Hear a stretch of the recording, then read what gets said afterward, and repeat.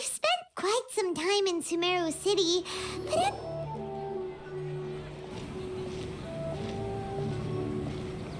Ad Astra Avisask. We meet again, you two. Hi, Catherine. Do you have any commissions for us today? Commissions, huh? Let me think. Oh, how about this? Please attend the Academia's Academic Symposium this afternoon and recite a love poem on stage. Wait, say what now?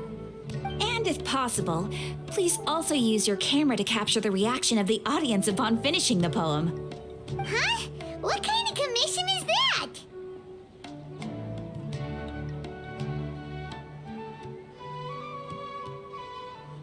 I see. It appears that you're not interested in this commission. In that case, please go to Port Armos and convince the Eremites there to spend some time volunteering at the local orphanage. Hey, that's not any better.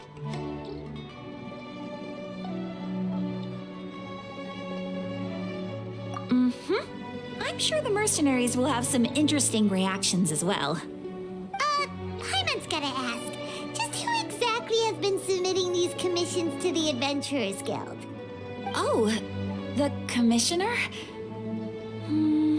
Well, I just wanted to see the two of you in action. Was it so obvious? I was hoping you would actually take one of those commissions. That kind of chance to observe humans doesn't come by often. Ah, so it's Nahida. Hyman just knew Catherine wouldn't crack those kinds of jokes. When did you get into her head? From when she said, Ad Astra Abisask. So it's been you this whole time? Are you done resting up, Nahida? Yes. I've been sleeping ever since we parted ways, and I even had a really, really long dream.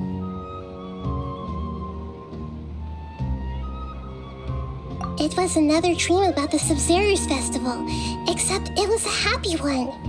In my dream, I was sitting in the middle of a flower terrace, and everyone in Sumeru City was holding hands as they danced in circles around me. They danced round and round, and everyone looked really happy. I also got to sit on a gigantic flower carriage. Ferris, the Knight of Flowers, raised me really, really high above the ground, and I was throwing an endless amount of Yalda candies at the children.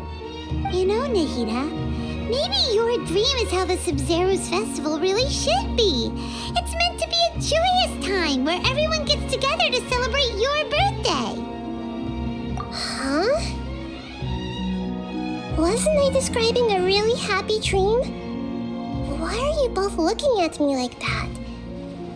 Wait, could this be an example of the emotion known as pity? No, we aren't pitying you. That would only make everything worse. We just don't want you to feel too sad. By the way, have you had a chance to visit Dunyarzad? How's she doing? The Homiyanis haven't allowed any visitors after the festival, so we haven't been able to check on her. Yes, I paid her a visit right after I woke up. She was resting at the time. Her condition is stabilized. However, since Elazar is a manifestation of the withering on the human body, we can only cure it by finding a way to take care of Irminsol's own withering. But for the moment, our top focus should still be figuring out what the sages are up to and what they're planning. Right. Who knows what'll happen if they manage to pull off another scheme like the Samsara of the Sub-Zero's festival? So our first priority should be investigating and putting a stop to the sages' activities. As for how we should pull that off, let's discuss it somewhere else. There are too many adventurers around here. Oh, good point. Sorry, adventurers. We're gonna be borrowing Catherine for a little while.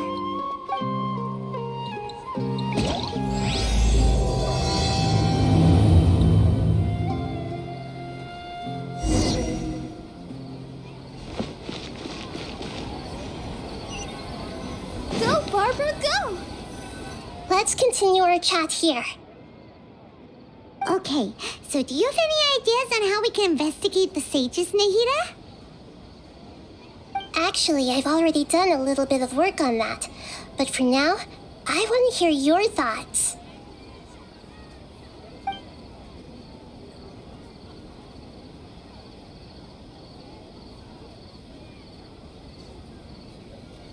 We're in the dark as of now. Since we still don't know anything about their goals, any rash move could tip them off and lead to terrible consequences. After all, every person in Sumeru City is one of their hostages.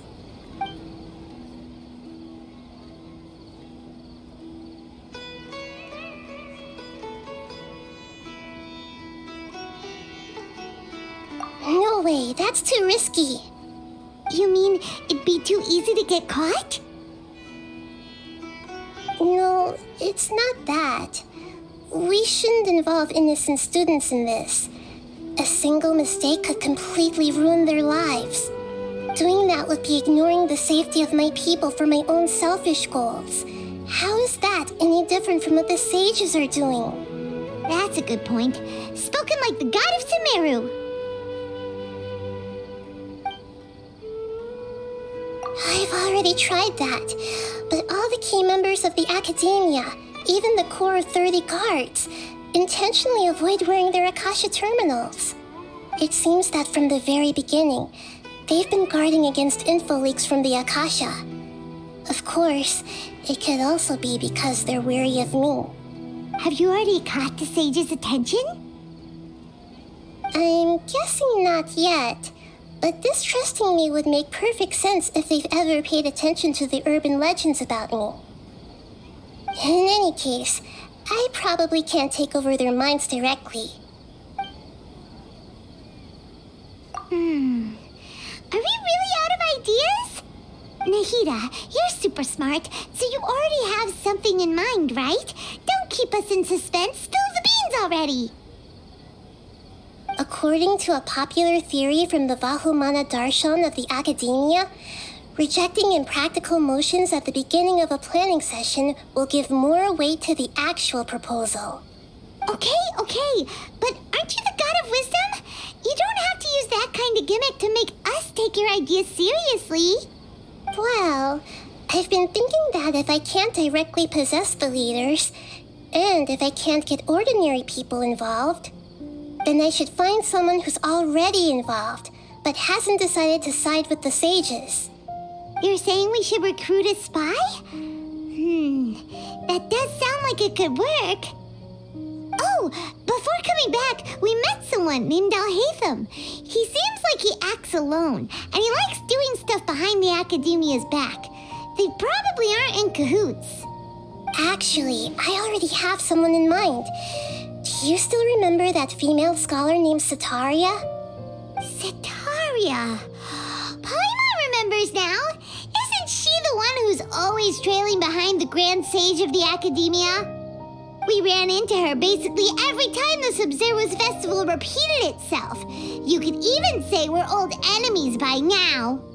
Paimon still remembers the smug and mean way she always spoke to Nilu. I've always liked observing all kinds of people, and Sataria has always stood out from the crowd. She was born in the desert and was hailed as their greatest genius. Her academic gifts allowed her special admission into the Academia, and also gave her the opportunity to serve as the sage's assistant. Oh, Paimon didn't know she was from the desert. She must be pretty special then. Paimon feels like most of the desert dwellers around the city are working as mercenaries. The name Sataria means star. When she lived in the desert, she shone like the brightest star in the night sky. Later on, she was chosen by the sun. The star was given a place in the daytime sky to complement the sun's dazzling light. Soon after, the star witnessed the sun scorching the earth, which brought forth many disasters. The star began to waver. Instead of staying beside such a sun, wouldn't it be better to return and light up part of the night sky? But in the end, She couldn't give up the radiance of daytime. To cope with her shame, the star buried her guilt and closed her eyes. From the sound of it, Sataria's just hung up on the research opportunities here. But she doesn't really support the academia. She still feels guilty about not doing more for the desert, right? She's just running away from her problems. Indeed. When they are presented with complex moral issues, many people will simply plug their ears and go with the flow until the problem can't be fixed anymore. She's suppressing a lot of guilt, but before she realized it, she had already become the sage's accomplice. She can't deny her part in their schemes anymore. Right. We must somehow make her face her problems again. That way, not only can we get useful intel from her, but she can also use it as an opportunity to redeem herself. From my past observations, Sataria will take a day off from the academia every 10 days to do some shopping in the city. Tomorrow afternoon just happens to be a shopping day for her. That'll be our chance. To prepare, let's go check out some of her favorite spots and have a quick chat with a few of the vendors there.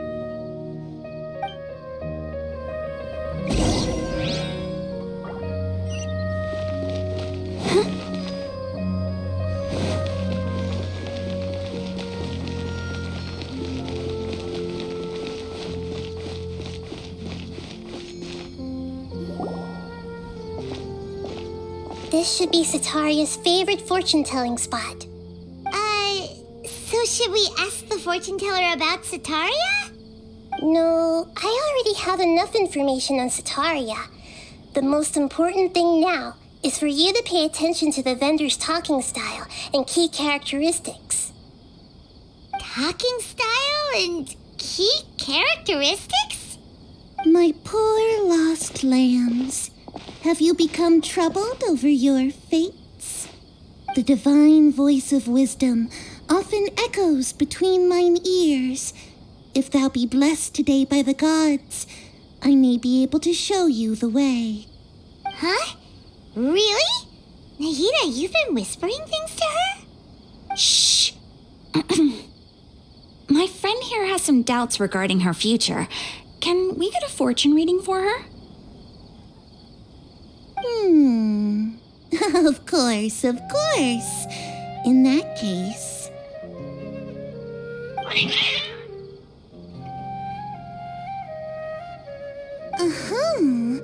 It would seem that Harut and Marut are quite wary of you. Perhaps, at some time in the past, you have somehow offended the gods. Only mocking the god of Animo, questioning the lord of Geo's financial savviness, and brawling with the god of Electro. Do those count? Oh, nothing. Go on, pick an aspect for her to divine.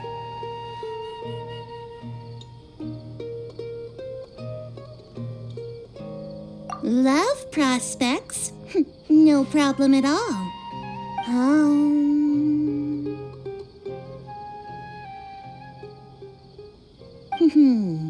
The gods have spoken. The truth shall be revealed. One who is fated to cross your path will appear on... Huh? So many people will fall for you. How could that be? Harut, Marut, did you two spoil my divination? I've never read a fortune so absurd.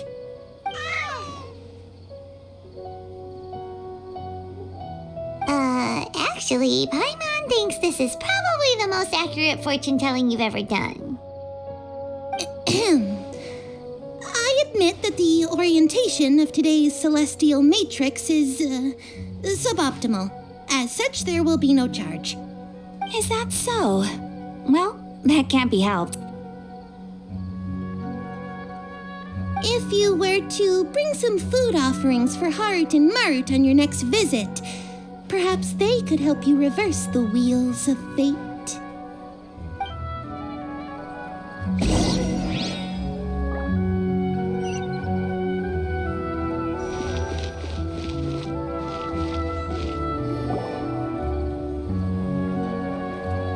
Is this another one of Sataria's favorite stalls?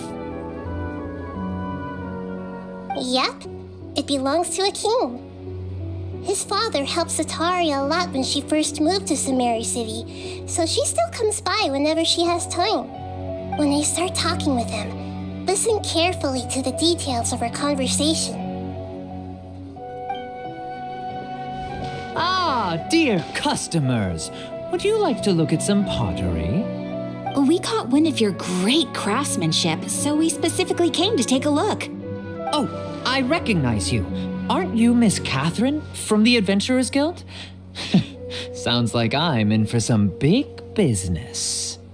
Speaking of, where did you learn this trade? I suppose you could say it all started with my dad. He's a mason by trade, but I picked up an interest in clay while apprenticing for him. After that, I began making pottery by myself in secret, and I simply changed trades when my works turned out well. Although it's a pity that I'm no longer making much use of the knowledge provided to me by the Akasha. That's nice. You're making a living doing something you love. So is your father still working as a mason? Oh no, not anymore.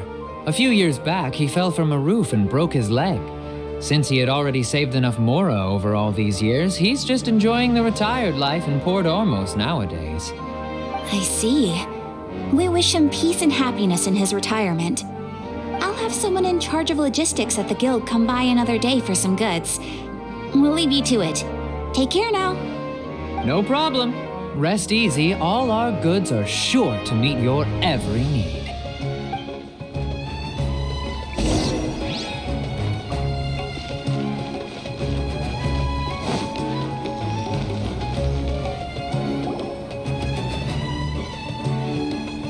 This should be our final stop. Sataria is always thinking of this restaurant when she's working at the academia, so she always comes by whenever she's out in the city. Nahida, you've really thought of everything. It's my duty to protect Sumeru's citizens, after all. Hi there. I feel like I've seen you down by the docks before. Huh? Sorry, I don't quite remember. If I recall, you were having a discussion with someone about shipbuilding at the time. Ah, that's right. I've always been really interested in feats of marine engineering. After all, I grew up in Liyue Harbor and spent my entire childhood staring at the ships going in and out of the port. I came to Sumeru to study, but failed to make it into the academia due to my lack of talent. But I'm still discussing all kinds of problems with different scholars, and I'm continuing to study and perform research from the restaurant's basement. I'm sure I'll get to the academia after their next round of exams. What an admirable spirit for learning. Amazing. Sure, but you'll find hardworking people wherever you go. So this restaurant has a basement as well? Huh. First I've heard of it. That's right. It's not usually open to patrons. Most of the time, employees use it for breaks or to hold private events. I see. Guess that makes sense. Well, good luck with your studies, Miss Chishan. Thank you so much. As long as I can make it into the academia as an official student, I'll be happy.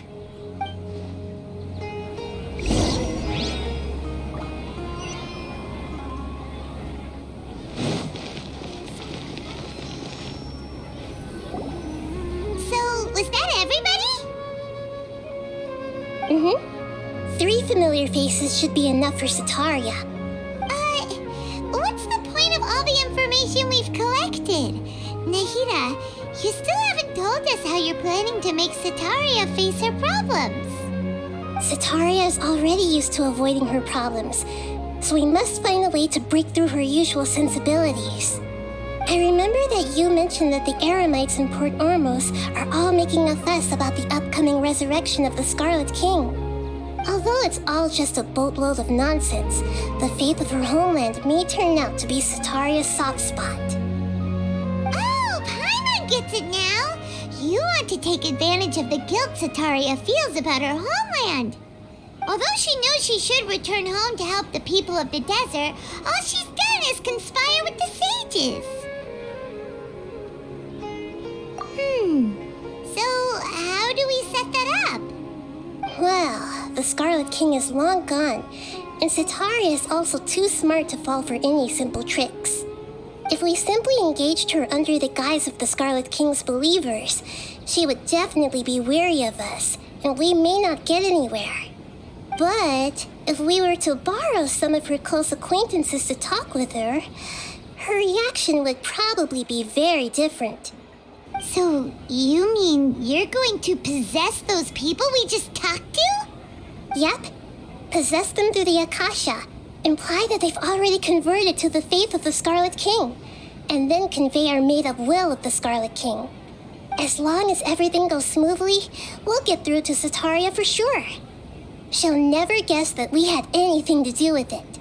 So that's how you're going to use all the info we collected on these people. It's so that you won't slip up and break form. Possessing them will only work if you can manage to pass off as them. Exactly. So, best of luck with impersonating them. Huh? Best of luck? But we don't know how to possess anyone. That's no problem at all. I'll just share all their senses with you once I've possessed them. As long as you're also wearing an Akasha terminal, the effect will basically be as if you've possessed them yourself. Huh. That is pretty convenient. But why does she have to do this? Can't you do it yourself? Although I've been observing humans for a while, I've never been good at imitating them. You're not wrong. It's always been painfully obvious whenever you try to pass as Catherine. If it was at all possible, I would have preferred to leave these people alone. But seeing how things are now, I probably should just accept it and push on. Yeah, don't beat yourself up over it. We're only doing this to help everyone, and we'll only be borrowing them for a little while anyway. Alright, then let's give it a go tomorrow afternoon.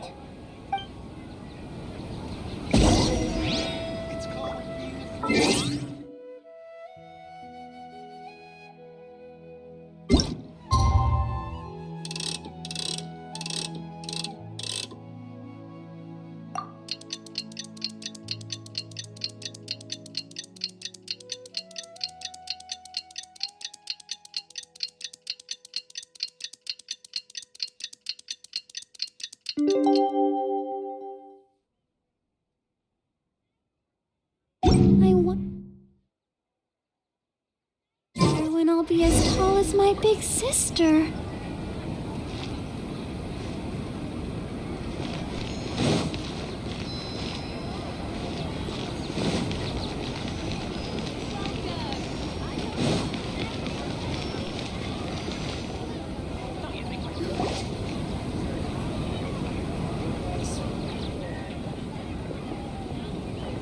Oh, here she comes. Satari's here. Let's quietly follow her. Once she starts talking to her acquaintances, we'll find a safe spot to begin possessing them. As for how we'll sway her to our side, I'll leave that to you.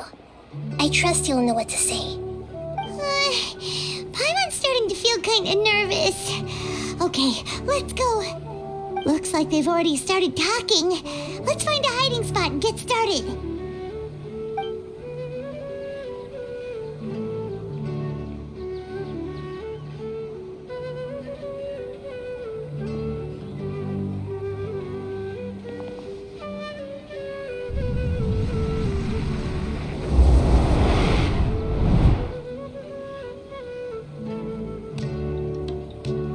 That's right. You really can't force anything when it comes to love.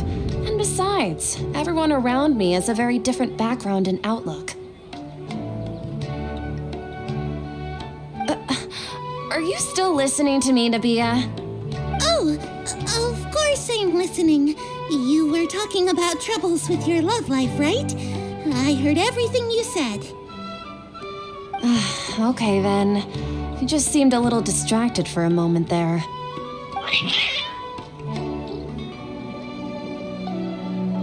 Strange. Your cats seem pretty worked up. Is something wrong? I always thought they were quiet, happy kitties. Oh, what are their names again? Ah, that's right. They are just little darlings, aren't they? Harut and Marut. So, which fortune do you want me to read for you today? You must have come for another echo of the divine voice of wisdom. I'd like to get another reading on my love prospects, but to be perfectly honest with you, I feel like I've been a real mess recently. A mess?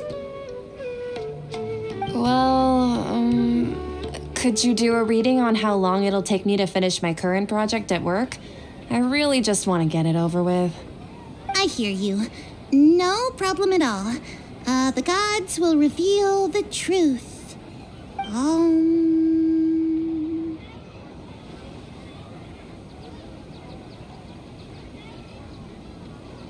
The gods are asking, Setaria, why haven't you gone home?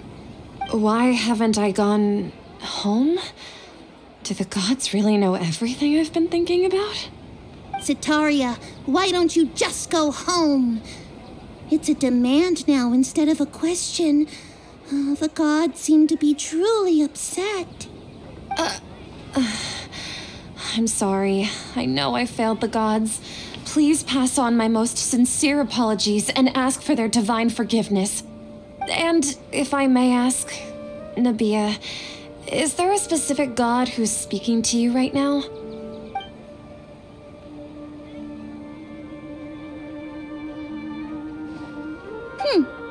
What an inconsiderate and naive question. The god who is speaking to me is, of course, the wisest and mightiest of all, the Scarlet King. The Scarlet King? No wonder he would make such a demand of me. Oh, wait a second. The Scarlet King passed away a long time ago. Even though news of the Scarlet King's resurrection has been spreading like wildfire, it's all just a misinformation campaign from the academia. How can the Scarlet King still exist in real life? What insolence! I am the Scarlet King's most loyal believer. Do you wish to refute his voice of wisdom? Oh, no. As a child of the desert, I am only reveling in his power upon learning that his divine glory has touched even this city. I will think very carefully about his demand of me. I'm sorry. I must go now. Wait!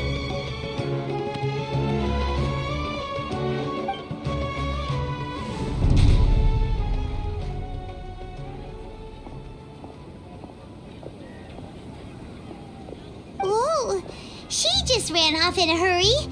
She looked pretty upset too. Well done. Setaria didn't seem to suspect anything amiss. To have something she's been trying desperately to avoid show up out of nowhere and berate her, that must have shaken her to the core. Aw, Nahida, it seems like you understand human emotions really well after all. All I know are some abstract Harava-taught theories.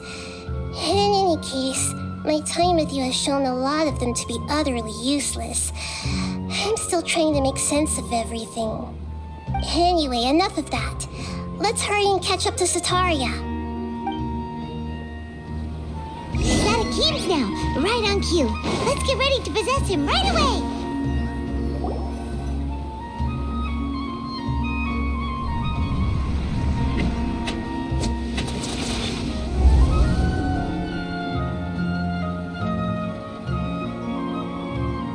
It's okay. I just got caught up in something. Oh, actually, didn't you ask me to help you look for work? What kind of work were you looking for again? Oh, right. Your old man's craft. How could I forget? Speaking of, how's he doing? Is he feeling any better?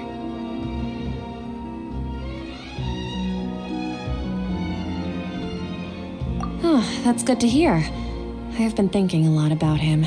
If I could get some more time off, I'd love to pay him a visit. Actually, while we're talking about him, is he still living in Port Ormos? Yeah, he's been retired there for a while. If you could find the time, please write him a letter. Please pass on that recently, faith in the Scarlet King has taken root in Port Ormos and has begun to spread across Sumeru. He has a quick temper and has always been a devout follower of the Dendro Archon. I don't want him to get into a fight with those Scarlet King believers because of a difference in beliefs. Oh? So who are you siding with in all of this? The Academia or the Scarlet King? I'm so jealous of you. You were born a child of the desert, yet you chose to betray the Scarlet King, and now you spend all your time with those crooks from the Academia. Akeem, you don't mean you've also become a believer of the Scarlet King? What's so strange about becoming a believer of the wise Scarlet King? In fact, aren't you the strange one? The one who still can't pick a side? Can't pick a side? Me? Whoa! Paimon had no idea you'd be so good at this. You really zeroed in on the issue and put it right in front of her. It might feel a bit overwhelming for Sataria. But once everything is over, I'll be sure to pay her a visit to her mind and explain everything. Anyway, let's keep going. Come on! Sataria's already started talking with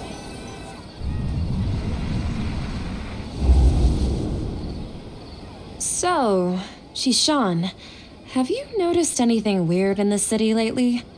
Like, as if someone was trying to preach to you about something?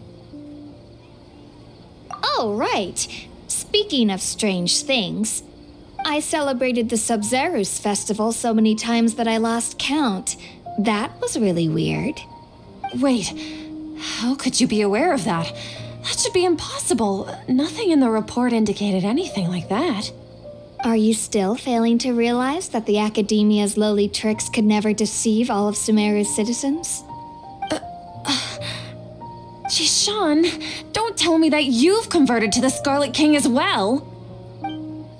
What an absurd question. You make it sound like I should be ashamed for becoming a believer of the Scarlet King. In reality, shouldn't you be the one who is ashamed? You, who worked side by side with the Academia and treated people as nothing more than experimental subjects? Please, please stop!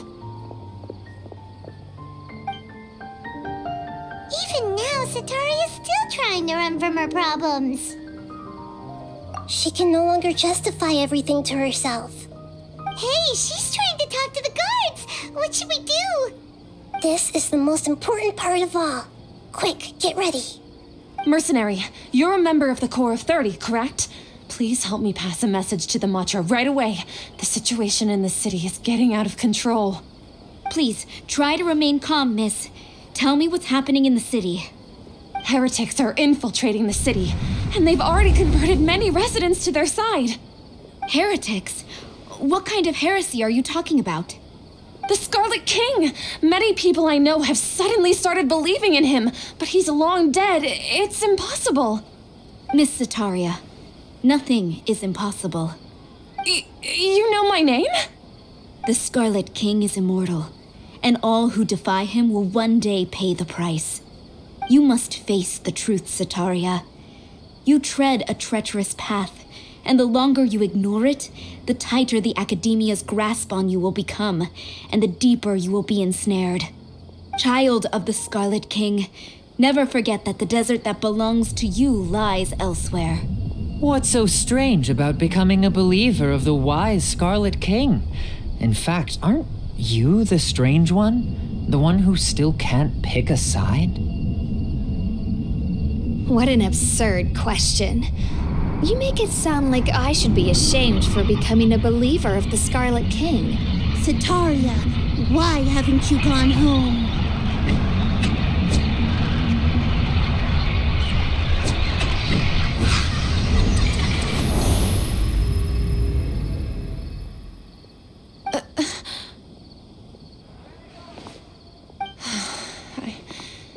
seems that no matter where I run, I only keep finding more believers of the Scarlet King.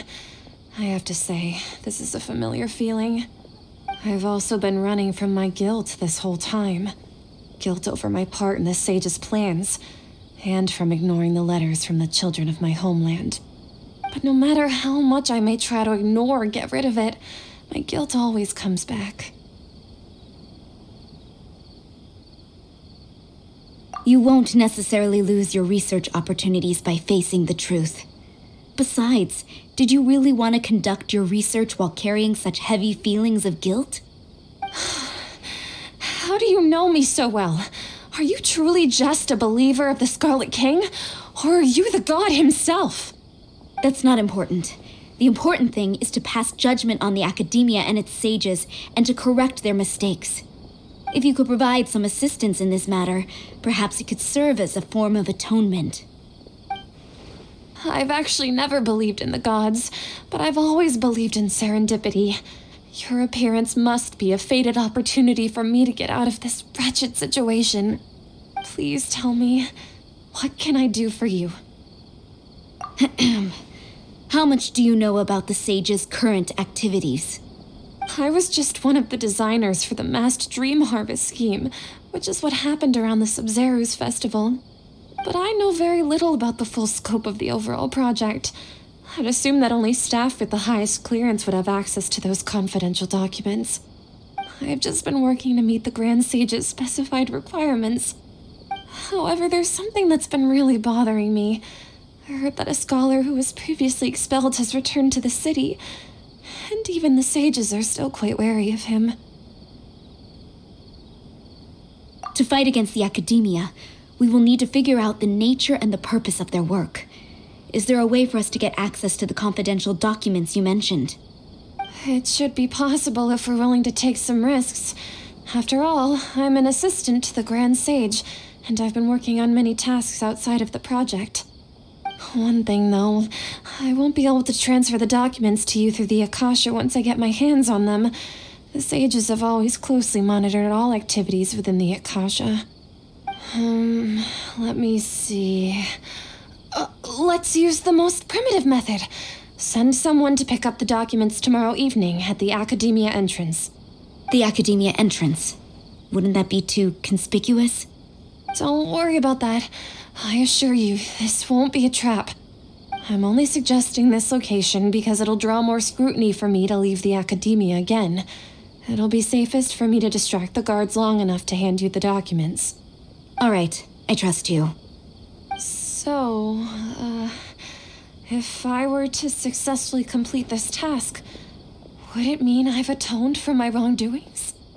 That'll depend on the judgment of the Dendro Archon. The Dendro Archon. That's right. Her people are the ones we have endangered. As the god of wisdom, she's also the one responsible for judging and guiding the scholars. Maybe it's time for me to find a god to believe in. Just as Nahida predicted, we've managed to bring Sataria to our side. The Traveler's execution was ingenious. She's the one who deserves all the praise. Well, now that we've made plans to meet again tomorrow evening, all we can do is pray for Sataria's mission to go off without a hitch. Pray? But if we're going to pray to the gods, aren't we just praying to you? God of wisdom and guardian of the scholars? No. The truth is the true guardian of scholars. I've always believed that. Anyway, let's meet again tomorrow evening at the Adventurers Guild.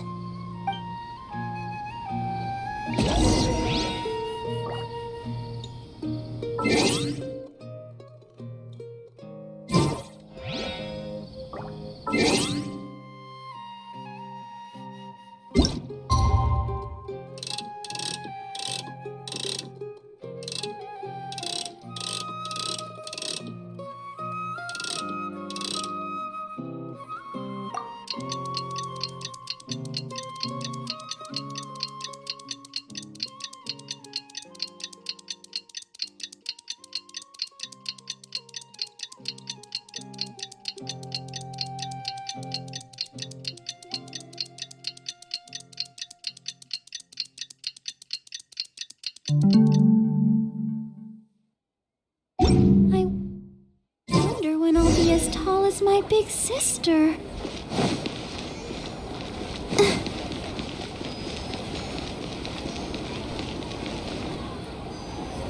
Catherine, we're here! Oh, you are the other Catherine, right? That's right. I suppose I'm the other Catherine in your mind. Shh! We're on a secret mission tonight, so we need to protect Catherine's identity. Yep, Paimon's right. We cannot fully rule out the chance that the meetup tonight is just a trap.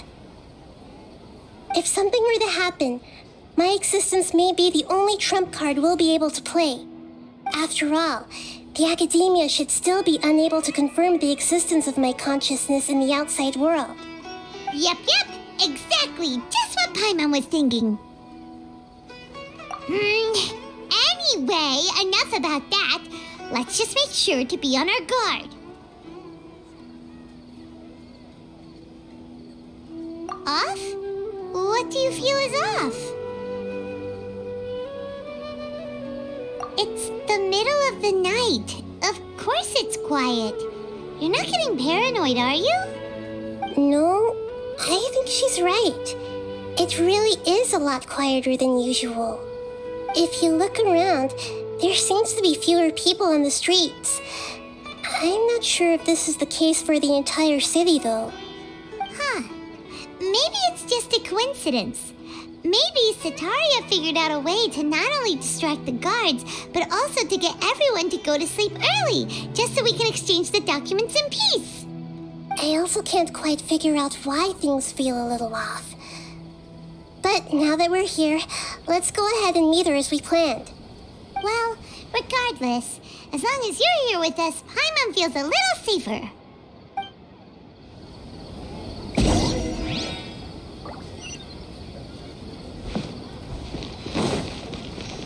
Huh. There really aren't many people out right now. Let's hope it'll be this quiet in front of the academia, and that Sataria managed to distract all the guards.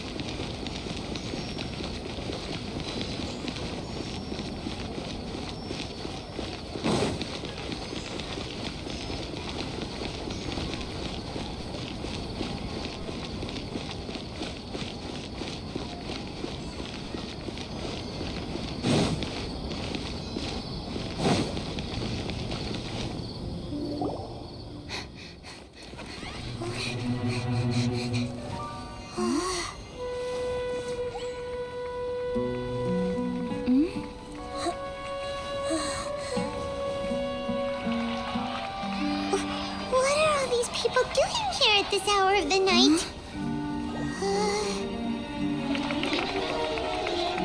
Ah, the triumphant hero returns at last. And to a rather spectacular welcome, even if I do say so myself. You're the outcast, expelled from the academia. Indeed I am. Although these days they tend to call me the Doctor.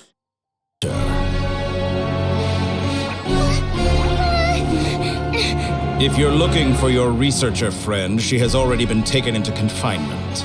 With some basic caution, she could have discovered the listening device on her person. Clearly, she lacks the degree of rigor expected of a true scholar.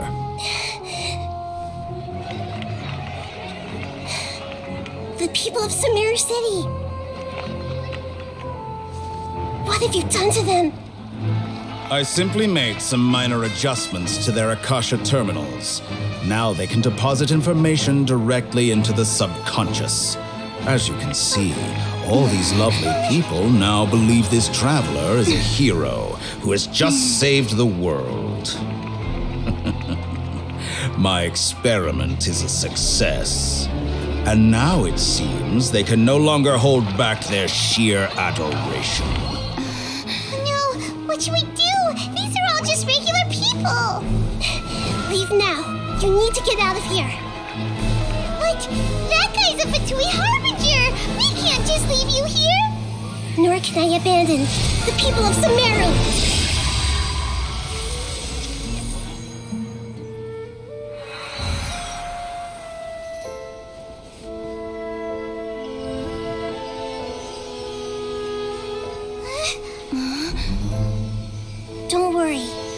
again outside of the city.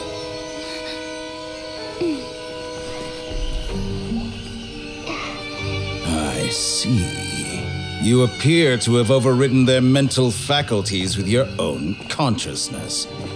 To possess such a powerful mind, you must be the God of Wisdom.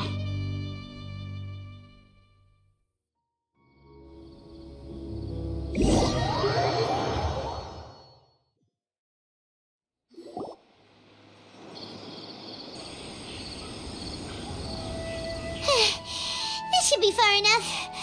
Whew. Paimon needs to catch her breath first. Is Nahida going to be okay? We only made it out because of her. Paimon wasn't counting on running into a new Harbinger here, let alone such a high-ranking one. That guy was number 2. So scary. He called himself the Doctor. Remember, Tainari told us about him. Sataria did say that someone who once got expelled from the academia came back recently. And that even the sages are wary of him. Yep, sounds like she must have been talking about the Doctor. Yeah, now that the Doctor's in the picture, we're no longer just dealing with the academia. They're in cahoots with the Fatui. But what are the Fatui after this time? Another Gnosis? Yeah, things would be a lot easier with Nahida's help. Nahida said we'll meet again outside of the city. But we can't just keep waiting around, right? You mean... Oh, right! Wasn't he invited by the sages to work on some project when we were staying with him in the Vidia Forest? That has to be the same project. Even though he turned it down at the time, he might still know something. There's no time to lose. Let's go to Gandharvaville.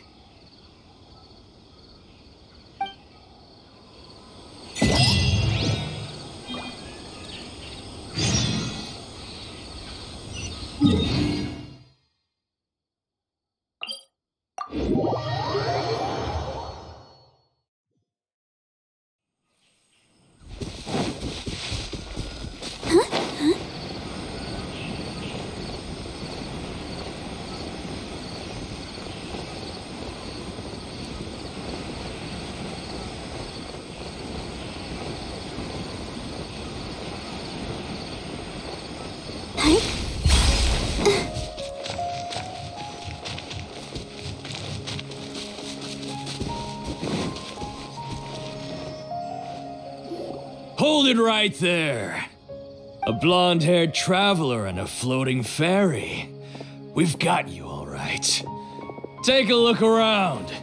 You've fallen right into our trap. Are you mercenaries from the Corps of 30? Did you come here to arrest us?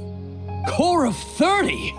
We're nothing like those government lapdogs who don't even get scraps for their work.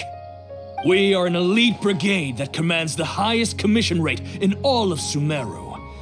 We're here on the orders of a client known only as the Outcast. The Outcast? An outcast from the academia? But why wouldn't the Doctor just send the Fatui after us?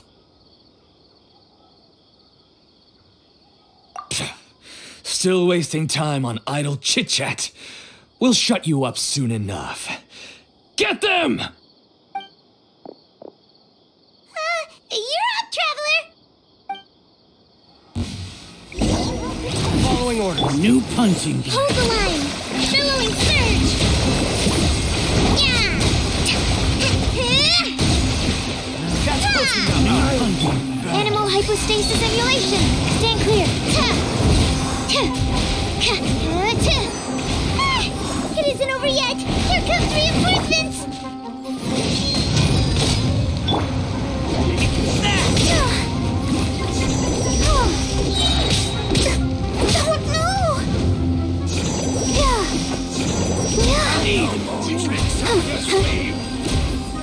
Animal test 6308.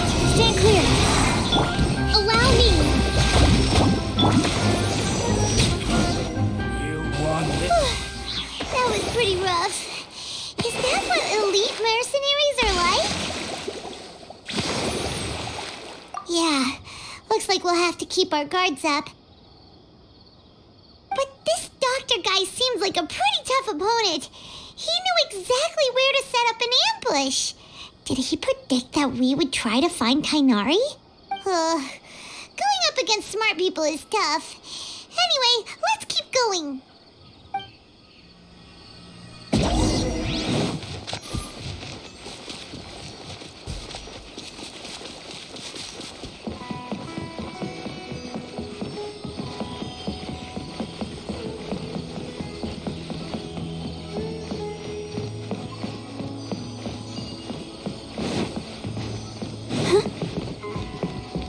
Go, Barbara, go!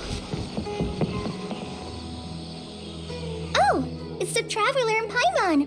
What are you two doing back here? Kale, it's nice to see you again. Are you doing all right? To be honest, I'm not doing too well. My Elazar has been progressing at a faster rate lately. I'm finding it harder to complete more intricate tasks. As a result, Master Tainari is taking me off the patrol schedule. He will only allow me to stay here and coordinate other people's tasks. Oh, Kale. Speaking of Tainari, did he go off on patrol? We're here to talk to him. Oh, Master Tainari? He just left the Avidia Forest a little while ago. He was headed to Party's DI. He left? What? Isn't Tainari always saying that he never wants to leave the Avidia Forest? He even turned down the Sage's invitation. I thought it was weird too. Master Tainari always prioritizes his work as a forest watcher above everything. He almost never leaves his post. He left in a hurry this time, though. No, I only found out that he left through a message he left behind. He also made sure to delegate all his tasks using a schedule. To leave in such a hurry? I'd guess he had something urgent to take care of. Master Tainari originally studied in the Amorta Darshan of the Academia, and Partis DI is something like the Amorta's research base. Many rare shrubs and grasses have been planted there for research. I know that before he became a forest watcher, Master Tainari once spent a long time conducting research at Partis DI. A research base, huh? Gotta wonder what kind of research Tainari just decided to work on all of a sudden. Oh, we don't have a lot of time, so let's go look for him at Party's DI.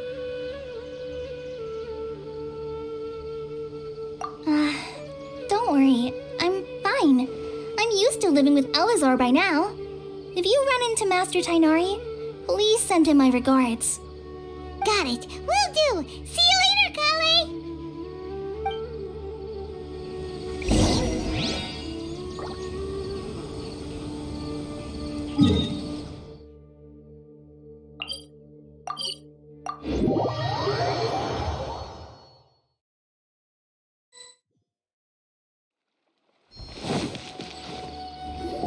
Wait!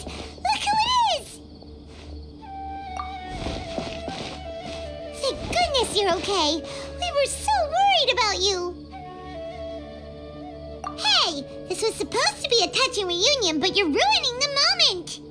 Actually, it's very smart of the Traveler to be wary of me right now.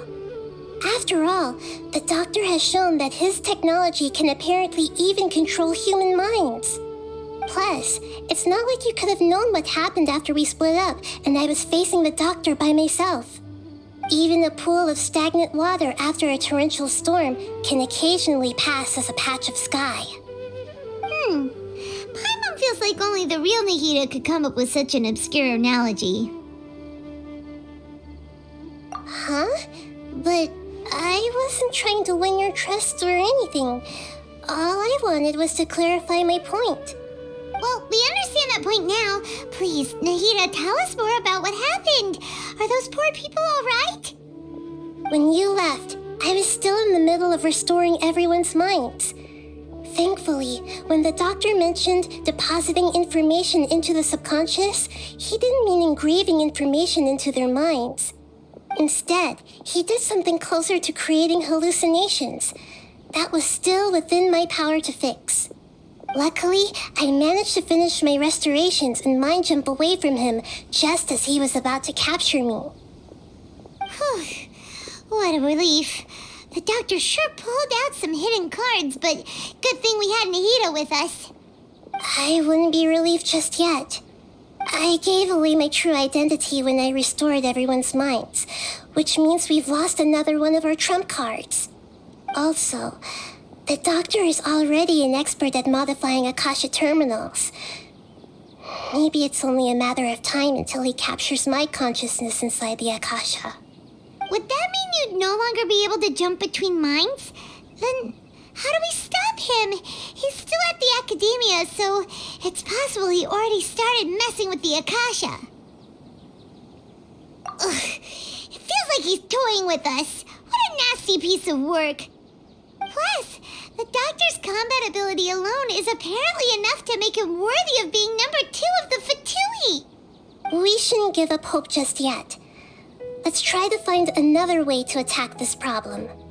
Actually, Nahida, how did you know we were trying to get to Party's DI? Have you been waiting for us? Yes, I have. I can see the traveler's elemental energy, so I deduced your destination by looking at the direction you were moving in. You didn't come here for sightseeing, right? Did you find any leads? We're looking for a scholar we know. His name is Tainari, and the sages once tried to reach out to him. Why don't you come inside with us and see what we can find? Okay, let's just hope we won't get him into trouble.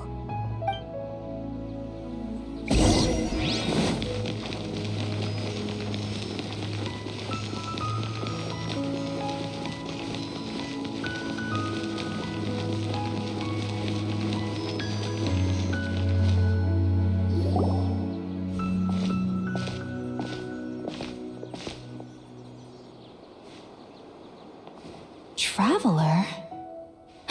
It is you! Ah! The voice! It's Hypatia! Ah, what a pleasant surprise! It's so nice to see the two of you again. Who's this? She's a scholar we met in the Avidia Forest. When we last saw each other, she was still training in the... what's it called? Satyavada life? Oh, I see.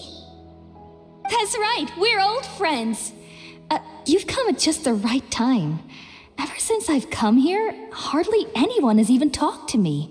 Hypatia, you're way too excited about this. Actually, for you to leave the Avidia Forest means... you're not in training anymore? Wait, no. Did you already finish your training and reach Paripurna life? What do you think? My consciousness has already managed to make contact with the divine. You did it? Congratulations! It's so exhilarating to share this sublime joy with others at long last. When my consciousness made contact with the gods.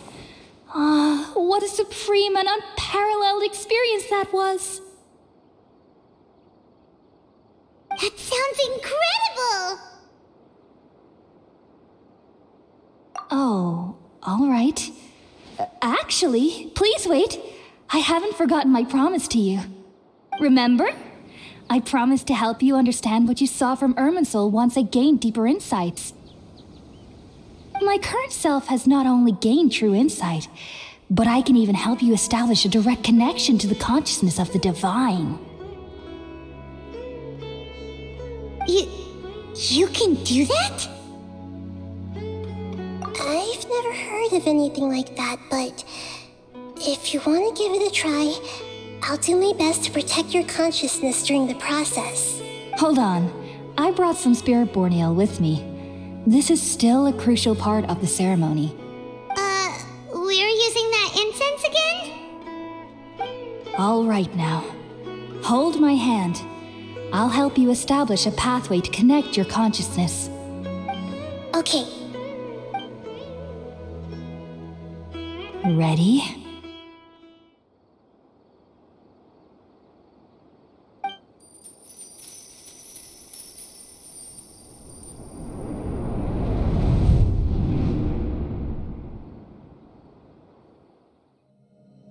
It took 3 betrayals for me to finally understand. The world is just an elaborate tapestry of lies. My fury will never be quelled.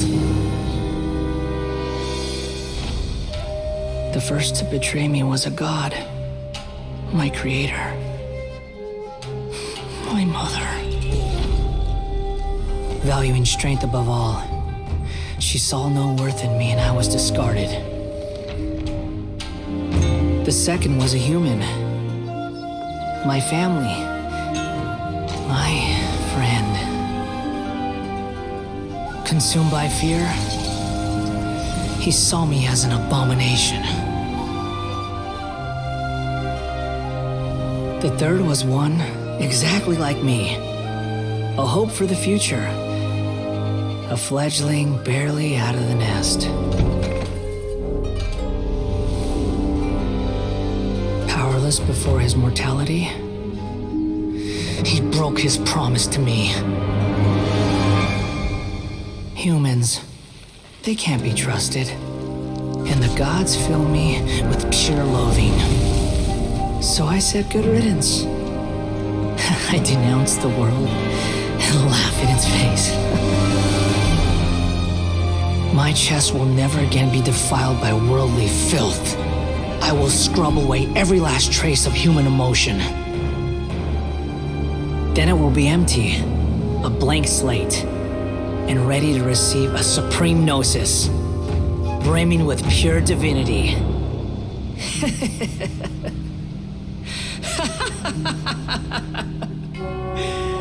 There is no need to fear. The pain will be brief. Your era is coming to an end.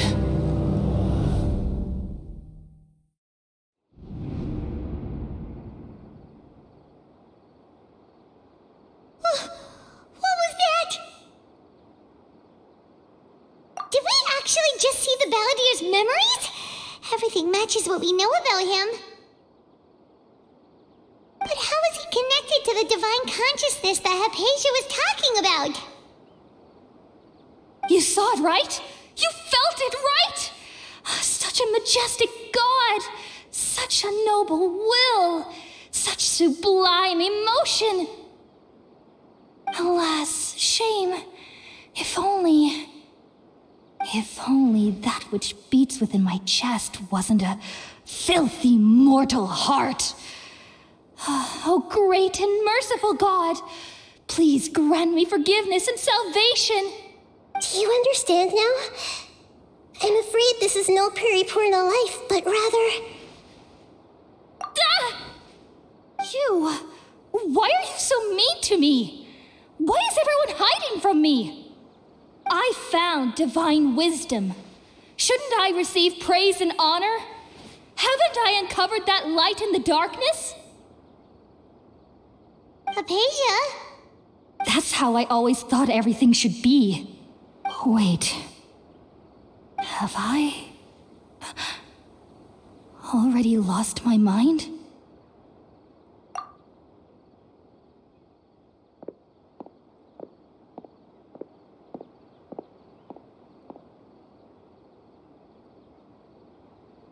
Wait, something isn't right.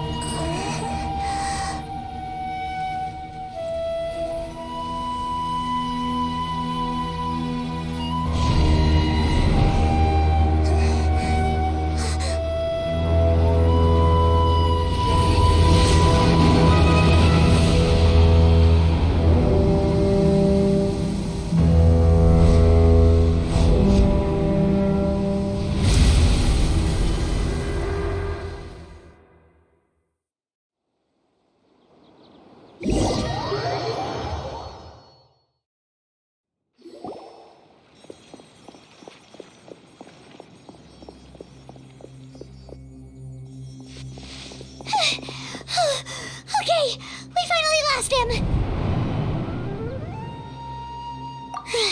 Are you okay, Nahida? Wait, no. Something feels different. You're back! Oh, the Traveler's back? Nahida was controlling your body for a while.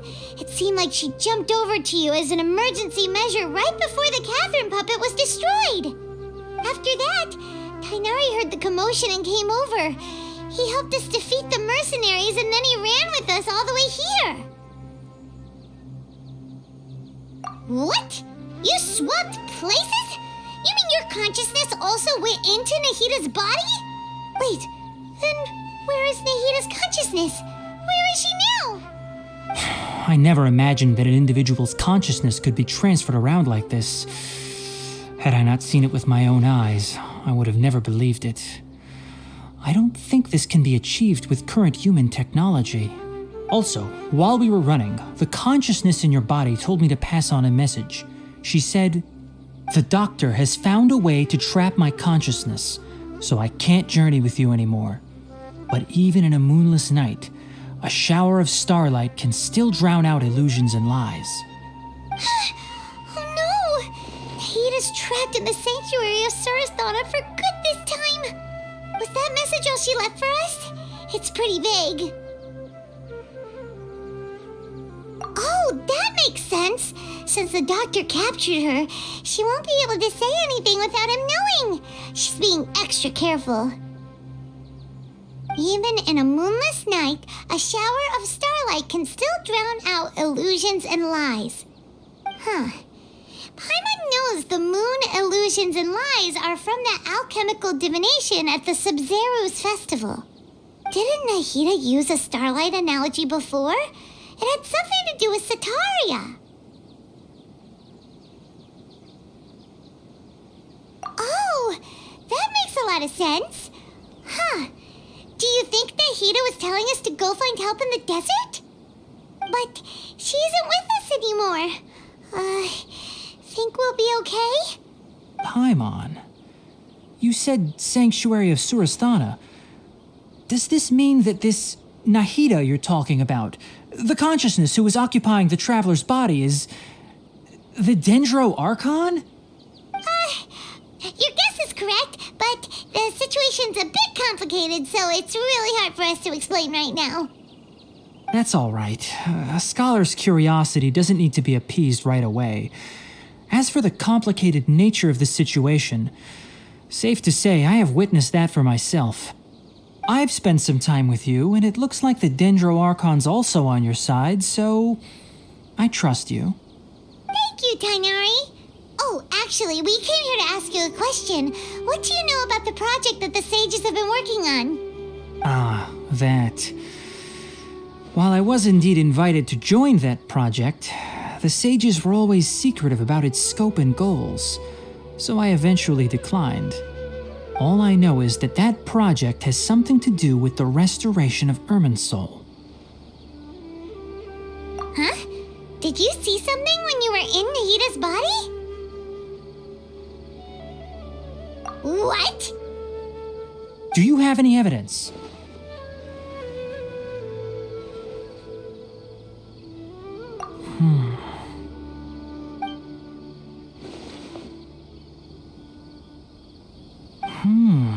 So that's what happened. That explains why Hypatia's symptoms were different from those of the other scholars who went mad. It's because she made contact with the consciousness of a new god who is still in the process of being born. Tainari, did you leave the Avidia Forest because of Hypatia? I did. I noticed Hypatia's mental anomalies, but since her symptoms were rather atypical, I secretly took her to Pardes Dii and began searching for a way to return her to her normal self. If I didn't take action, Hypatia would have already been taken by the Matra to the desert, doomed to a life of exile at Aru village. Now that you mention it, I knew the Academia has never thought particularly highly of Lesser Lord Kusanali, but I still didn't expect them to do something as arrogant as creating a new god. Looks like I made the right decision by not accepting their invitation. The doctor and the Balladeer. We have 2 Fatui Harbingers in Sumeru. Sounds like we're in for a bad time. From your description, I don't think they've completed their project. There may still be room for us to intervene. But then, what is the connection between creating a new god and restoring Irminsul? Yeah, it feels like we're still nowhere close to figuring out the sage's goals. Right, we've pretty much gone over everything we need to know, so we should head out. How about you, Tighnari? What are you going to do? I'll stay here for now. I still want to try a few more things to help Hypatia. If you're planning to go into the desert, start by heading for Caravan Rabat. That'll be your fastest route. Come find me here if there's anything else I can do to help. May the spirit of wisdom go with you. Thanks, Tighnari. Hopefully Hypatia will feel better soon. We're off then.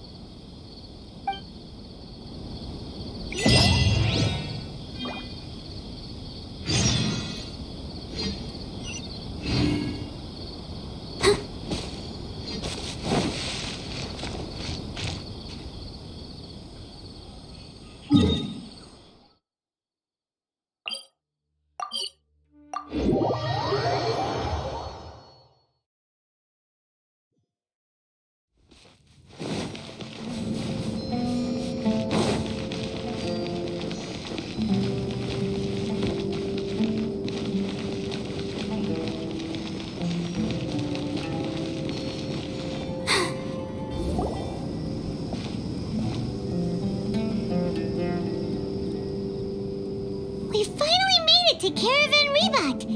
It's pretty lively here. So, just past this wall is the desert, huh? Oh, wow. Paimon remembers hearing people call this the Wall of Samiel. It's made to block sandstorms from the outside. Oh, if it's this tall, it's gotta be the divine work of Greater Lord Rukkhadevata, right?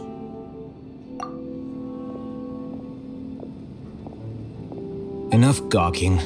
Come on, follow me. Huh? Over here.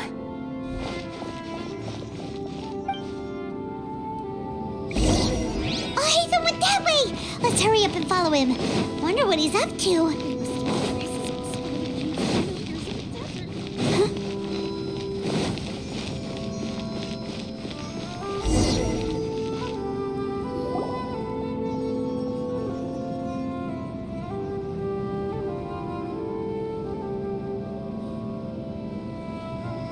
What the? Where did she go?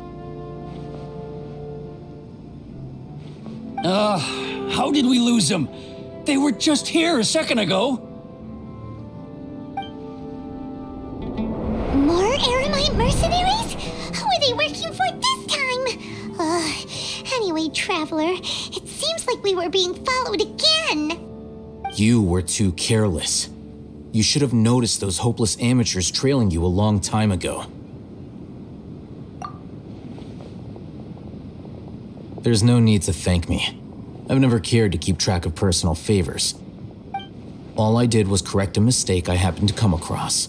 It's a habit I developed at the academia. You really gave Paimon a scare, Al-Hatham. We never thought we'd run into you here. Last time we met at Port Ormos, didn't you say you were going back to the academia? Wait, don't tell Paimon that you're here to take us back on their orders. Oh, so you've already landed yourselves on the academia's hit list. I can't say that I didn't expect it. However, had I wished to turn you over to the academia, don't you think you'd already be the Eremite's honored guests by now? Oh, right. You do have a point. I have no interest in running errands for that project. As a scholar, I've always belonged to the camp that promotes researcher autonomy. And these days, you're more fascinating than anything the sages can offer. Not quite. To tell you the truth, I'm still investigating the Divine Knowledge Capsule. Unfortunately, I've run into some difficulties.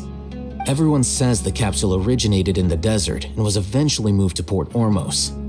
If I am to get to the bottom of this, I must understand how the capsule first came to be. Which brings me back to you and why you're so interesting. The leader of Ain al-Ahmar used the Divine Knowledge Capsule right in front of you, and upon seeing him, your expression became perplexed, and you were lost in thought for quite some time. To have that kind of reaction, I think you must have realized something. Are you interested at all in sharing what you've been hiding from me?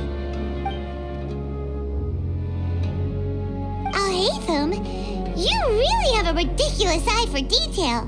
What kind of person even notices or remembers stuff like that? So that's your answer. Well, I do work for the academia after all. So considering that, it is indeed wise to keep your cards close to your chest. But that does prove you do have some undisclosed information about the Divine Knowledge Capsule. Am I right? No matter. Rather than simply learning the answers from you, I'd still prefer to investigate on my own. Speaking of, you two are also headed to the desert? That's right! We have the same plan as you!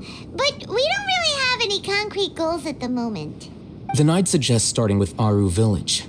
It's the largest settlement in the desert, so it'll probably have more resources and intel than anywhere else. Well, would you like to head there together? It's always better to travel with someone you know. Let's go!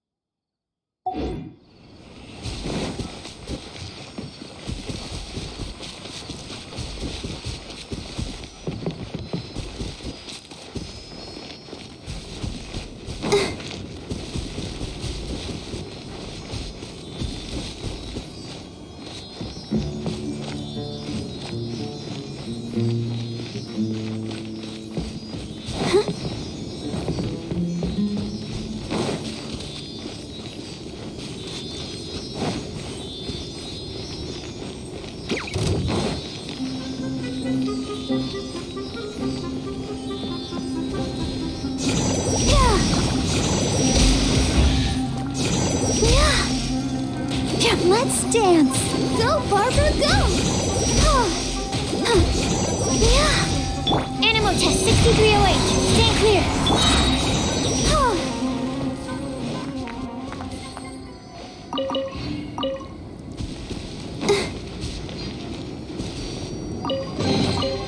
This is the kind of surprise I could sing about.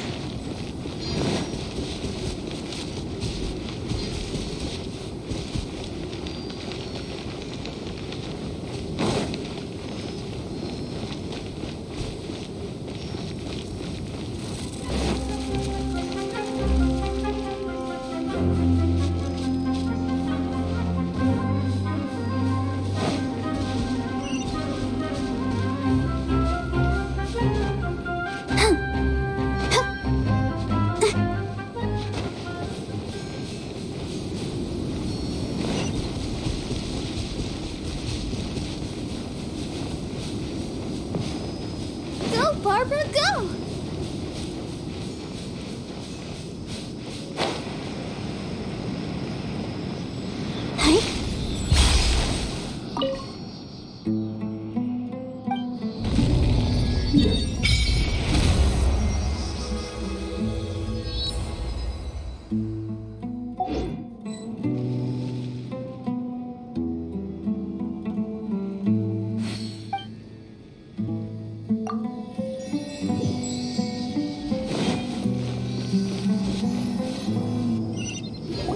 Before us lies Aru Village, the safe haven of the desert folk. Whoa, this landscape is really something else. What a cool place! Let's go check it out!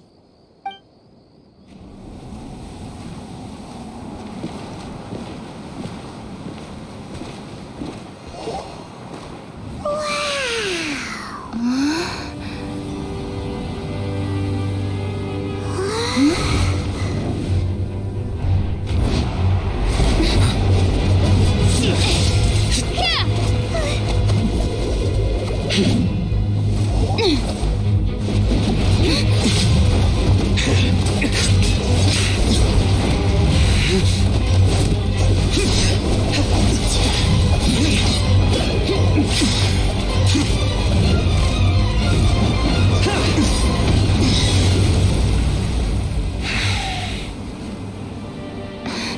Sino.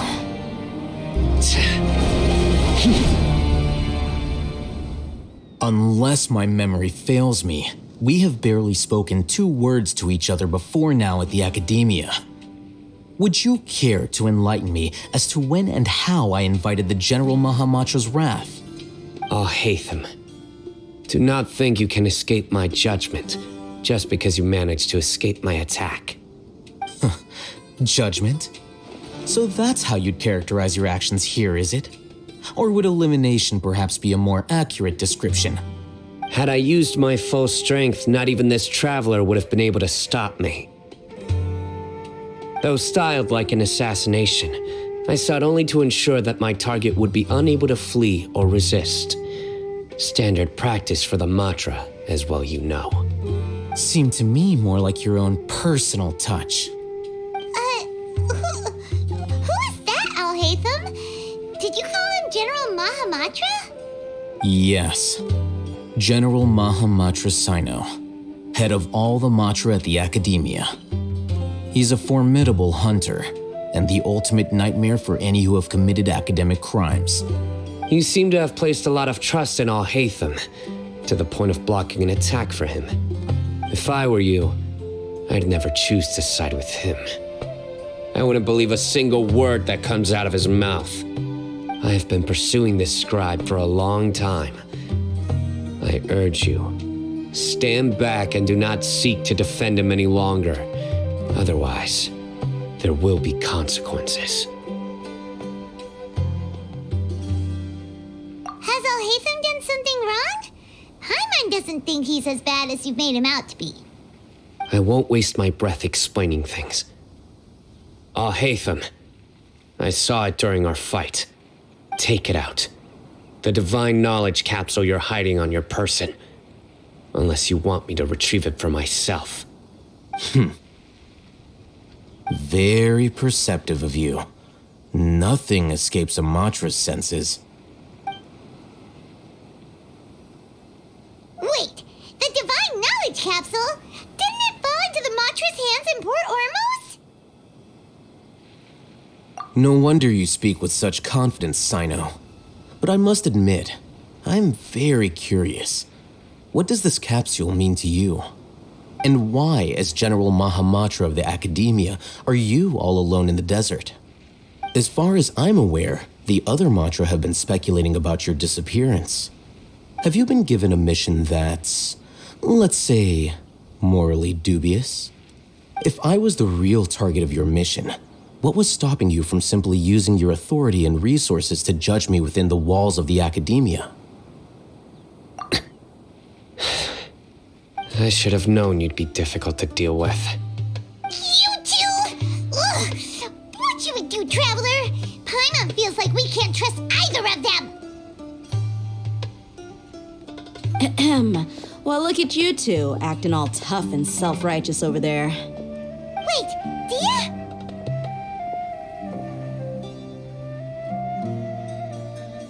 Great! Finally, someone that we can trust! You gotta help us out here, otherwise these two are gonna start fighting again! Yeah, sure looks that way. 2 giants from the Academia duking it out once and for all. Not something you get to see every day, that's for sure. Listen, I know you academic types love to fill up your big brains with self-righteous morality and lord your empty rules and virtues over each other. But how dare you bring your petty disputes into the safe haven of Aru Village? It seems like someone's gonna have to beat some sense into your thick skulls until you finally learn to respect these grounds.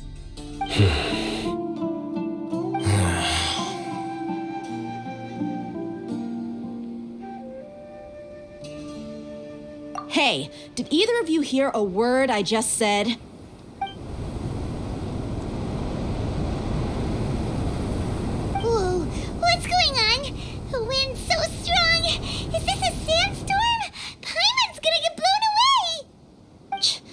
another sandstorm? What's up with these recently? Hey! All of you, over here, quickly! We have to take cover! Someone's calling for us! Oh, this wind is too strong! Let's get over there! That sounded like Candace. Come on, you two. Jeez, are all of you academia folks such hard work? Move it! All right, stop yelling.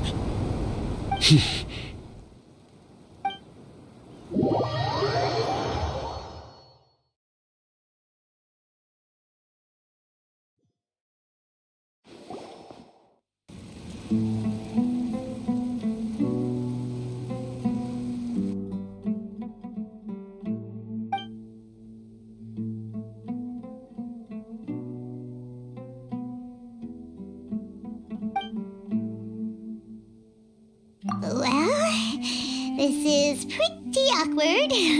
Hey, wanna play sardines with 3 people who wanna tear each other limb from limb? Sure, why not? Sounds fun. The air is so thick and heavy. Paimon can hardly keep floating anymore.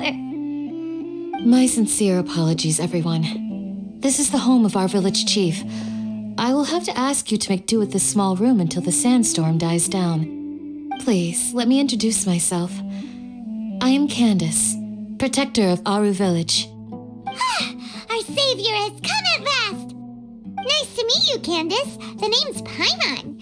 Thank you so much for helping us. There's no need to thank me. It's only right to help each other when the weather gets rough.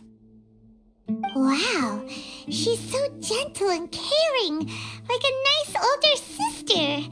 Unlike those guys over there. All right, now that we're all better acquainted, we should return to the topic at hand. As a guardian charged with the responsibility to protect my fellow villagers from harm, I was observing your conflict from afar, even before the sandstorm started. And now that you have set foot within our village itself, it is all the more my responsibility to make absolutely sure that you pose no threat whatsoever to us. So please, have an honest and sincere conversation with one another and put your hostile feelings to rest. If anyone dares to start anything again while they are under this roof, I will not hesitate to send them out for some quality time with the creatures of the sandstorm. Oh, on second thought, Paimon may have misjudged Candace's character. And that goes for you too, Miss Dia. Do I make myself clear? All right, we got it, Candace. That's what I like to hear. So, which of you will begin? I was supposed to be a mediator, but I might have gotten a little too involved just now. Anyway, one of those two should probably start talking. Wait, that was you trying to be a mediator? I have nothing to hide, so there's no shame in explaining myself. While Alhaitham wasn't wrong about the other Matra not knowing my whereabouts, it's not because I've been assigned a morally dubious mission. Rather, I've chosen to exile myself.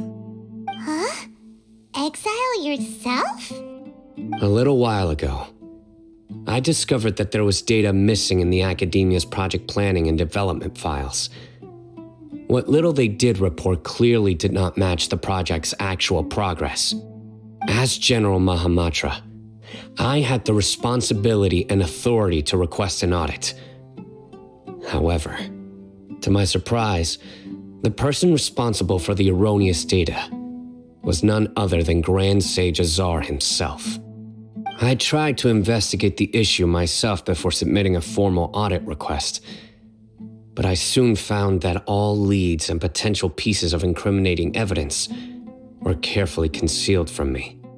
I began to realize that they were cautious of me from the very beginning.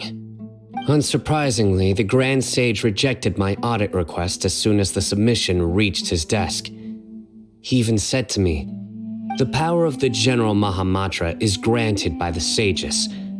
You have no right to judge us." So they really are up to no good. I realized then that to the Grand Sage, the Matra are nothing more than tools for the sages to assert and maintain their control over knowledge. The vows that we took, the principles that we strive to uphold, they are meaningless to the academia of today. I believed it would be wise to flee the academia before the sages had a chance to take action against me. This way, they can no longer see nor predict my actions. I will never give up on this investigation. There's no need for someone else to give me power or authority. Once I find the truth, I will administer judgment by my own name. Sino seems to have the same goal as us. We're all investigating the sages. Plus, now that he's no longer the General Mahamatra, he somehow feels a lot less scary. Well, Sino, if that's your story, then why did you see Alhaitham as a target? When I was investigating the matter in the academia, I overheard a conversation between Alhaitham and a sage. The sages asked you to investigate a blonde-haired traveler. Do you dispute this, Alhaitham? What? Like many parts of the project, this assignment was undocumented. Now throw in your suspicious behavior with the Divine Knowledge Capsule, and I think we deserve an explanation. Yes. I was indeed tasked with investigating the Traveler. Alhaitham!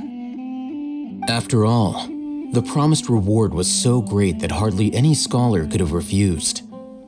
The sage told me, once you've completed this assignment, I can give you a glimpse of divine knowledge. A most enticing offer. Unfortunately, those academics don't know me at all. Their words contained one key piece of information, namely that divine knowledge indeed exists. That gave me all I needed to know. From my perspective, the sages are far from trustworthy. Think about it. Isn't it a little strange they're so willing to share divine knowledge with anyone, even as a reward? So, I began my own investigation following the lead of the Divine Knowledge Capsule. In the end, I realized my wisdom in committing to this rather than collaborating with the sages. Had I been less guarded, I probably would have ended up like that Ain al-Ahmar mercenary, incapable of remaining sane for long enough to hold a conversation. You mean that the sages originally planned to dispose of you, using one of those capsules that drive people insane?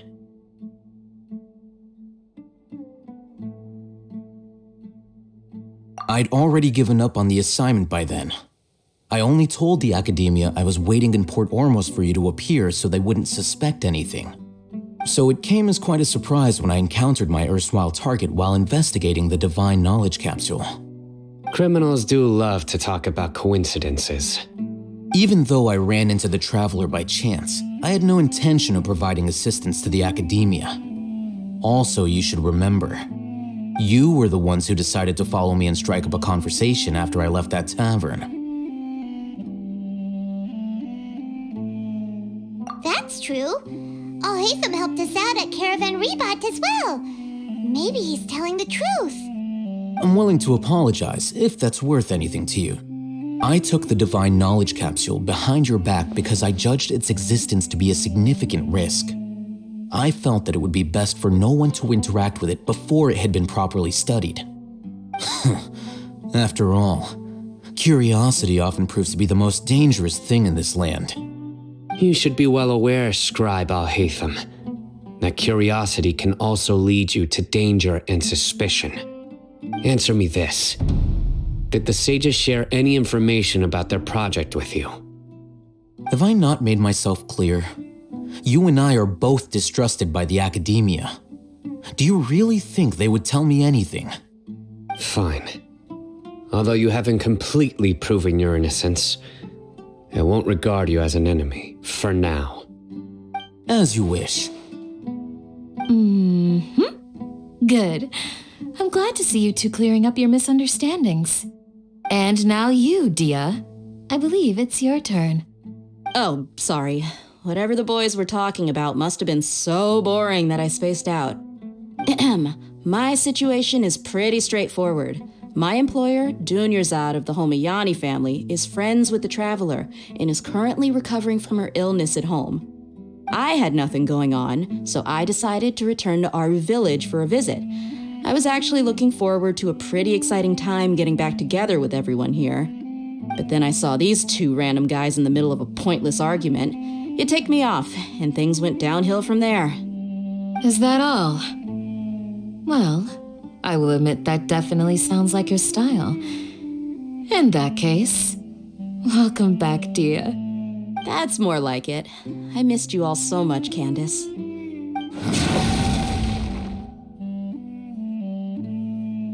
Whoa! What was that sound? No need to worry. Now that you're no longer at each other's throats, please make yourselves at home. I'll take a quick trip outside to clear out some of those creatures in the sandstorm. Creatures? In the sandstorm? Are you sure you don't want some backup? Fighting in a sandstorm is not for the faint-hearted.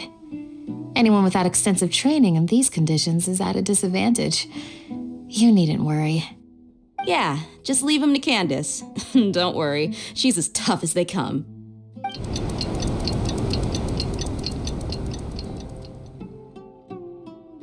The winds died down.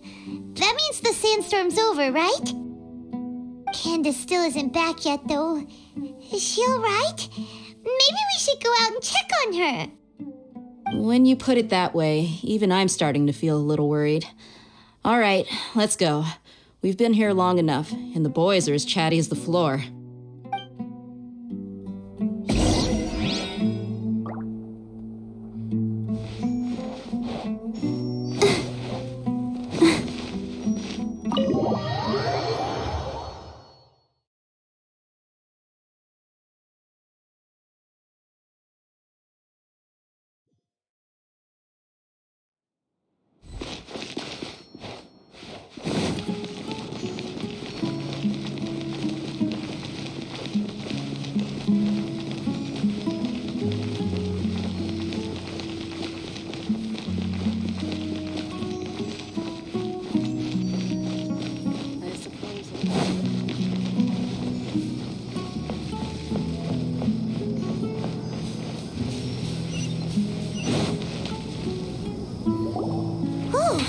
Candace, you're still fighting? You've been out here dealing with these creatures the entire time? Yes. They just keep coming in waves. I've lost count of how many I've defeated. Before I realized it, even the sandstorm had stopped. Ah! Here comes another wave! Leave this round to us. I got interrupted earlier, but now I have something to take my anger out on. It's been quite a while since I've seen the Flame Mane in action. I'll leave these to you then. I'll be sure to put on a good show. Let's go!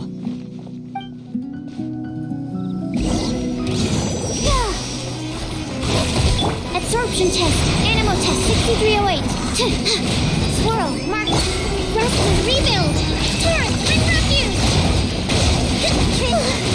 Here comes another wave. When are they ever gonna let up?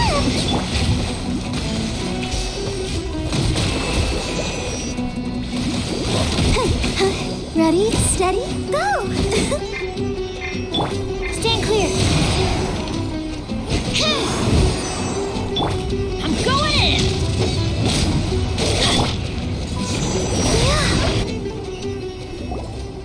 The creature stopped appearing. Was that the last of them? What we fought just now was probably the aftermath of the sandstorm. So we should be safe for the time being. Well fought, everyone. No injuries, I hope. Huh? Who are you? Ah, my apologies. I haven't had a chance to greet you yet. I had my hands full taking care of the village's elderly and children. I am the chief of Aru village. Everyone usually calls me Uncle Anpu. Sir, I am also originally from the desert, but I have not been back for some time now. May I ask if such sandstorms are common? I can't say they've always been common, but recently the storms have become increasingly severe and frequent. Besides sandstorms, we also occasionally get earthquakes. According to an investigator who stayed in the village a while ago, these unusual natural phenomena are related to the withering of Irminsul. Another effect of Irminsul's withering. So, Irminsul's withering causes withering zones in the forest, and sandstorms and earthquakes here in the desert? Everything in the natural world is inextricably connected to Irminsul. These regional symptoms can indeed be a reflection of Irminsul's present state. Everyone in Aru Village needs to take good care of themselves. Speaking of which, why haven't I seen a single village keeper since I got here? Village keeper? Who are they? Village guards like Candace? Does your curiosity know no bounds? Village Keeper is how Aru Village refers to mad scholars exiled here by the academia. Most of them are scholars who lost their sanity after a period of training in the Avidia forest. The academia believes that their crazed mutterings may have a negative effect on the psyches of other scholars. So, they're forcibly exiled to the desert. Though if you ask me, it's all a boatload of nonsense. Alas, that's exactly what we've been trying to investigate. One by one, the village keepers have been mysteriously disappearing without a trace, but no one in the village has ever seen them leave. If you're planning to stay around the village for the next few days, I'd appreciate it if you could keep an eye out for them. I've had encounters with those people in the past. I'll see what I can do to help. The Matra are the ones responsible for their exile. Now that you're no longer with them, are you trying to alleviate your guilt and atone for your past sins? I'm fascinated by how you think. Mock me if you will, but if you are guilty, I will eliminate you, regardless of my position or identity. Oh, you're the former General Mahamatra. You must be an expert in these kinds of investigations. Thank you for your help. Is it because you're reminded of Hypatia? Oh, these poor scholars. First they lose their sanity, now this! We need to help get them back home, safe and sound. But, is it really a good idea to tag along with Sino? You seem like you really don't trust him. I'll be grateful for the assistance. No doubt you will do a better job than some of my former subordinates. Let's start by finding a spot to share what we know so far.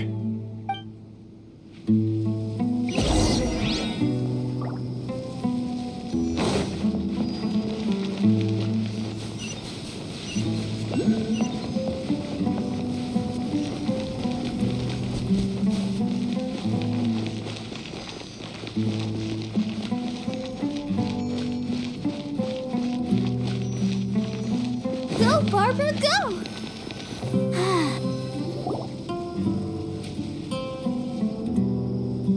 Although I've sent myself into exile, I'm still doing essentially the same things as before. Do you still have any questions for me before we start our investigation? One of my former subordinates told me that this title has its origins in a strange incident.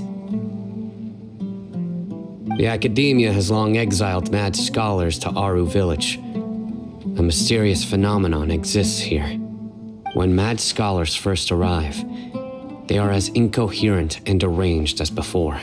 But after spending some time here, they invariably begin to calm down. Initially, the people of Aru Village greatly resented having to take in the mad scholars. But a strange incident one night changed that. Aru Village was struck by the strongest earthquake in living memory. Seeing buildings on the verge of collapse all around him, the then chief of the village was preparing to take everyone to safety. Suddenly, he noticed a mad scholar crouching in a corner, caressing the ground with his hands. A soft, green light radiated from him, like a divine glow against the backdrop of night. Despite the powerful tremors that ripped through the ground that night, all the houses remained upright, almost as if they had grown roots reaching deep into the ground. In the end, not a single building collapsed, and no one was hurt. After that, the people of Aru village treated the mad scholars with greater kindness, and began to refer to them as the village keepers. A soft green light? A mad scholar protecting Aru village? What do you make of it, Traveler? Paimon thinks so too. Actually, Sino, do you know if any of the mad scholars continued to wear their Akasha terminals at Aru village? In theory, they would continue wearing them so the academia could still monitor their activities. With that said, the main Akasha system would no longer have any interaction with them. Oh, no wonder! Everything makes sense then! Add in the fact that they calmed down, it was probably Nahida who calmed them. If you are able to draw a conclusion from this one story alone, then it appears you possess much more information than I do. So, what do you make of the story?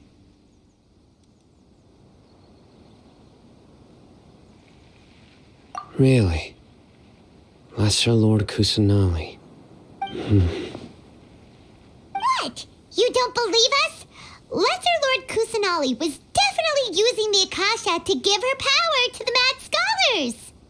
No, it's not so much that I don't believe you. I'm just struck by your reasoning. Lesser Lord Kusanali, the current Dendro Archon, is she really active in Sumeru? The Academia has always placed far greater importance on the late Greater Lord Rukkhadevata. They've more or less ignored Lesser Lord Kusanali, and I've never had any reason to doubt their views. In addition, I've never heard any stories about Lesser Lord Kusanali and her deeds. To me, she might as well have been a god that never existed. No way! Nahida definitely exists! She's a... How should Paimon put it? She's a good Archon who's kind and wise, even if she says weird stuff sometimes. I've spent many years interrogating criminals, so I can easily tell when someone is lying. Good! Then you should know that we're telling the truth. That look in your eyes. I've never seen that from a liar. You two really must have met Lesser Lord Kusanali. How can this be?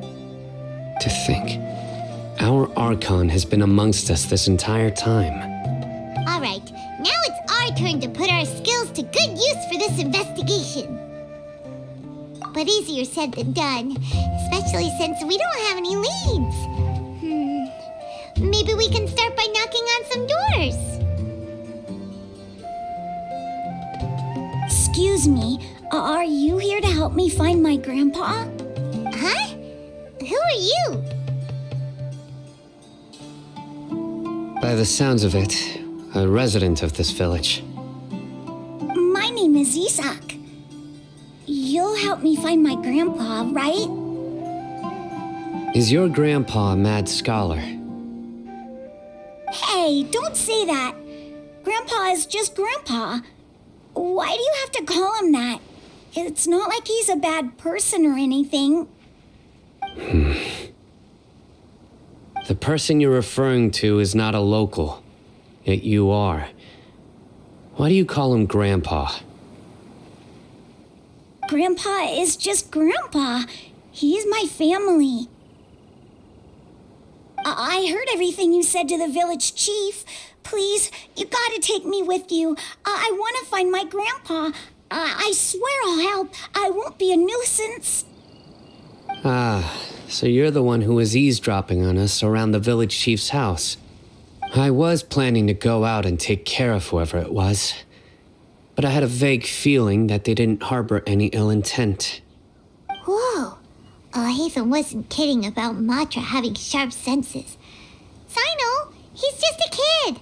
All he wants is to find his grandpa. Let's find a way to help him. sorry. I was only listening in because I wanted to know where Grandpa went. Honest. If you don't believe me, you can ask Miss Candace. All right. But first, let's confirm the facts with Candace.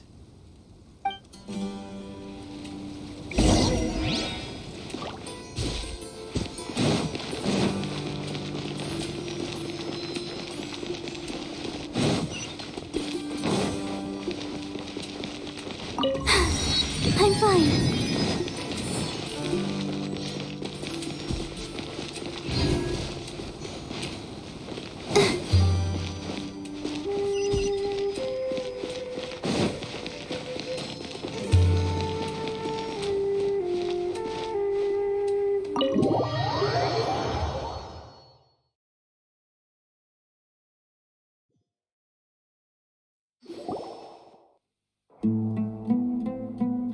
Sino is super vigilant.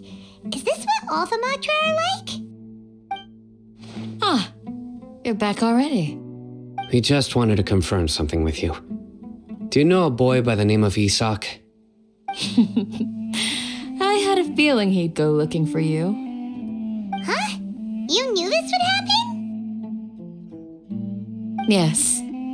Although he tried his best to stay hidden, I still noticed him eavesdropping outside the window. He really wants to get his grandfather back. Isak's parents were both Aramite mercenaries who rarely returned to the village after finding employment in the city. He was raised by his grandfather. Unfortunately, it was only a few years before his grandpa passed away. Isak was still very young at the time, so various families in the village took turns caring for him so he could survive. Later, an elderly mad scholar arrived at the village. Isak thought the scholar bore a striking resemblance to his grandfather, and thus often spied on the man. However, the scholar was unkempt in appearance and incoherent in speech. Although Isak referred to the man as his grandpa, he was afraid and didn't dare to approach him. One summer night, the oft mumbling and bumbling grandpa suddenly calmed down and seemed to become more lucid. He even noticed Isak hiding in the distance. So Grandpa walked up to Isak and patted him on the head. He even took Isak to the entrance of the village, where he patiently taught the boy the names of the stars and accompanied Isak until he fell asleep. The next morning, Isak woke up and wanted to go find his grandpa again, only to realize his grandpa no longer recognized him. However, even so, Grandpa retained his calm expression. It's said that those who saw the scholar claimed he no longer appeared to be crazy, but appeared to be living in his own world, almost as if he were sleepwalking.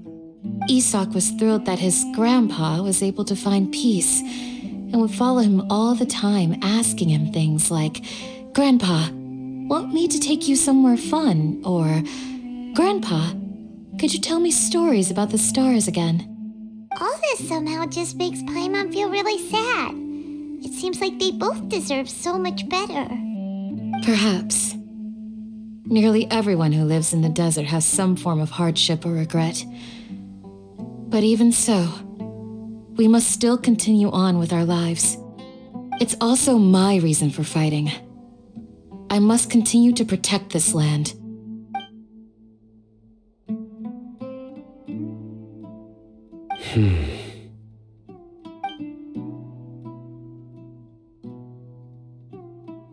Maybe the people have always had a considerate God watching over them. Huh? What did you say, Sino? No, nothing. As long as Isak keeps his word and doesn't get in our way, we can take him along. Perhaps you are more compassionate than I gave you credit for. Please accept my thanks on Isak's behalf, Sino.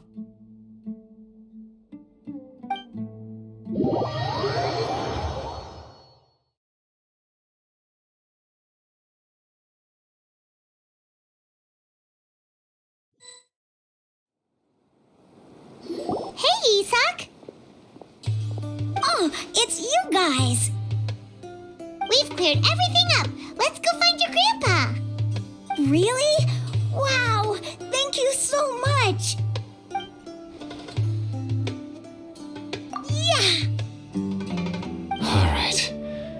Let's ask the local residents some questions first.